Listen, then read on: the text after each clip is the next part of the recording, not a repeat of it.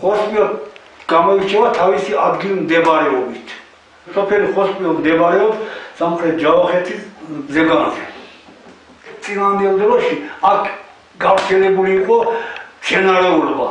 მცენარეულობა, რომელსაც ეწოდებოდა ხოსპი და აქედან შემორჩა ეს სახელწოდება ხოსპიო.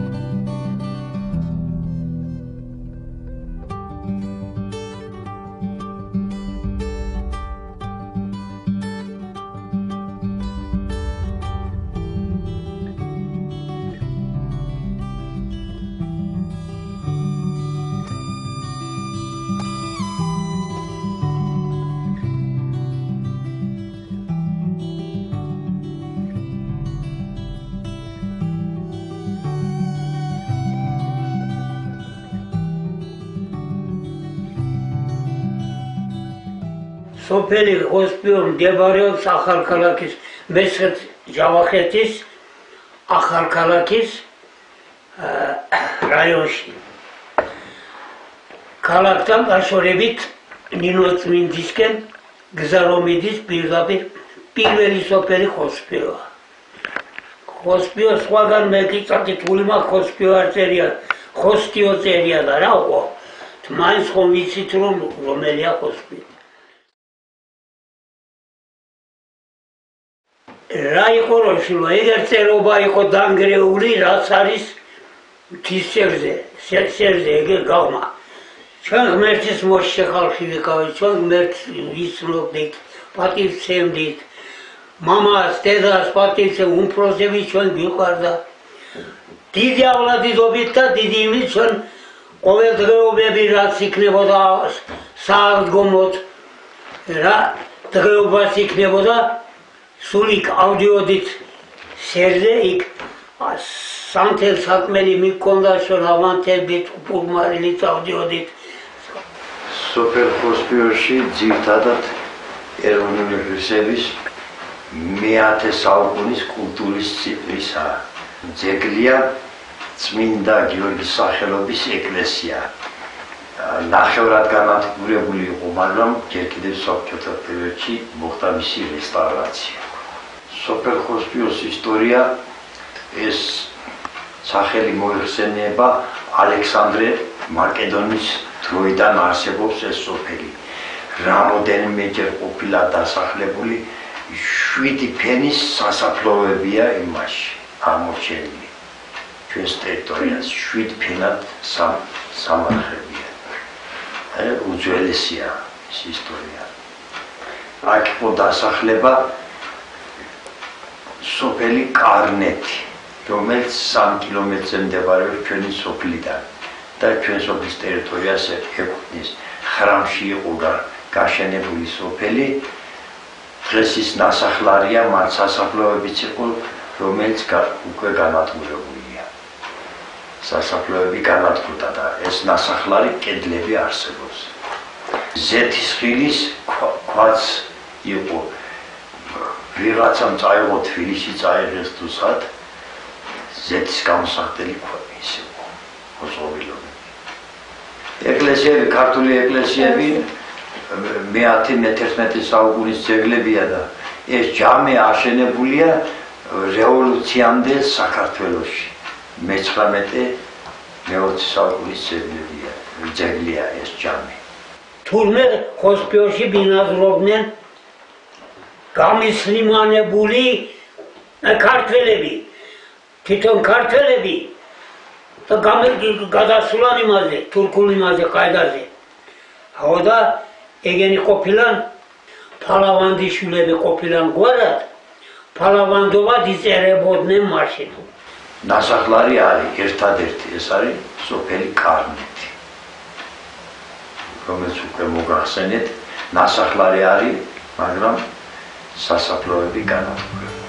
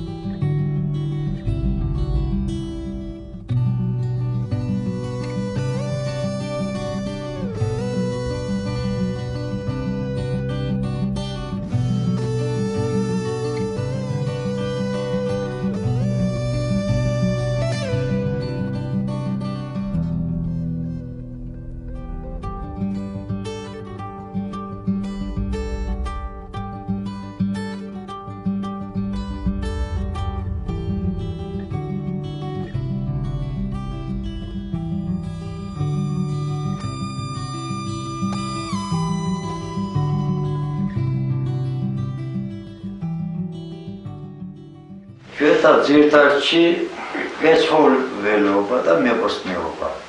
კაი ხორბალი მოდიოდა, ქერი მოდიოდა, სელი მოდიოდა, სელს თესავდით. აი ზეთი, სელის ზეთი. ხნათერსვა რაც მთავარია, კალოობა ვიცოდით, მაშინ ტრაქტორი არ იყო, კევრი ვიცოდით. აი ფიცრების გაკეთებული ქეში, ნატეხ ისინი ქვები, შევაბამდით იმას ხარებს, გავშლიდით ძნას და ვატარებდით, მთელი დღე ვატარებდით ეს საქონელი გადიოდა, ვაბრუნებდით აქეთ-იქით, ეგ გახდებოდა ბზე, ილეწებოდა. მერე იმას მოვაგროვებდით ესე, ქარი რო ავარდებოდა, დავიწყებდით, ვანიავებდით. ზევით, აქეთ ვარდება ისა კულტურა, რაც დაგვიცესია ხორბალია თუ ქერია, იქით მიდის ესე იგი ქარს მიქონდა ბზე.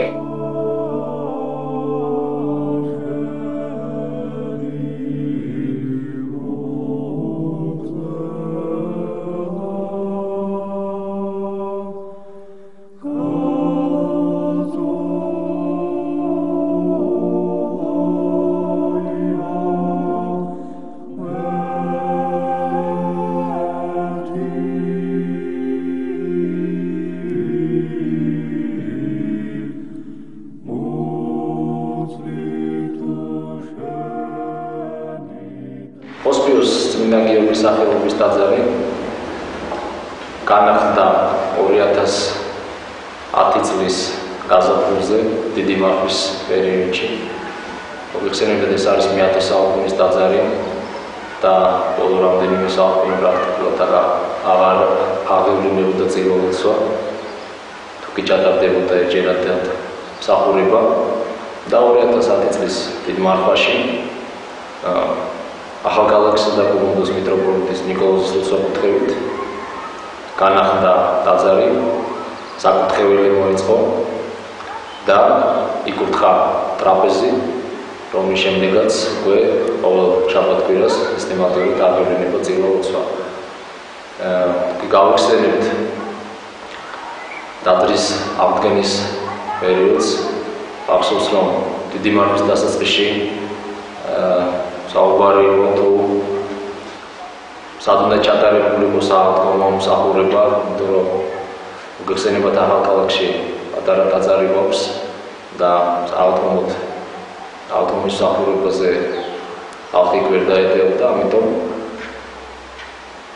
მაშინ გადაწყდა, რომ ეს ტაძარი აღვედგინა, გვეკითხებინა და მართლაც, როდესაც ორი კვირა იყო დარჩენილი ავტომობილით, დავიწყეთ ტაძრის განახლება, შეიძლება ითქვას თავიდან ესე ცარიელი ხელებით, ფინანსებიც კი არ არსებობდა, მაგრამ თვითშეცემით ყველაფერი გაკეთდა, მოესწროდა შაბათ დილით, დიდ შაბათს უკვე იკურთხა ეს ტაძარი, საკურთხეველი მოეწყო და შემდეგ უკვე ნელ-ნელა ამოზდება და კიდევ უფრო ეწყობა ეს ტაძარი. როგორც აღნიშნეთ, ყოველ შაბათ-კვირას ტარდება მსახურება, ტაძრის აღდგენაში აქტიური მონაწილეობა მიიღეს ადგილობრივმა მაცხოვრებლებმა, ახალგაზრდები თავიანთი ხელითაც მუშაობდნენ საკურთხევლის მოწყობაში, ტაძრის ამოქმედებაში და შემდეგ წლებშიც უკვე, როდესაც სტუდენტური ექსპედიცია მოეწყო 2011 და 2012 წელს სოფელ-ხროსპიოში, მაშინაც მოდიოდნენ და ჩამოსულ სტუდენტებთან ერთად მონაწილეობას ვებულობდნენ ტაძრის გალავნის მშენებლობაში და შეძლების დაგვარად ეხმარებოდნენ ჩამოსულ ახალგაზრდა სტუდენტებს.